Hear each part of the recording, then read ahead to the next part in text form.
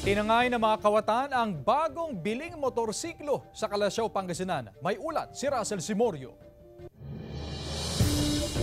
Labis ang panghihinayang ng 19 anyos na estudyanteng si Mike Zulueta matapos manakaw ang kanyang motorsiklo sa Barangay Bud, Kalasyaw, Pangasinan nitong Sabado, August 24. Dumalaw si Mike sa bahay ng kanyang kasintahan. Kakatapos silang magmerienda nang iparada ni Mike ang motorsiklo sa gilid ng kalsada. Pero nang pauwi na siya, wala na ang motorsiklo sa lugar. Naiwan po kasi niya yung susi sa motor nung tumakbo po yung bata, hinabol po niya. Siguro po hindi niya na po napansin na naiwan niya or hindi niya na naalala.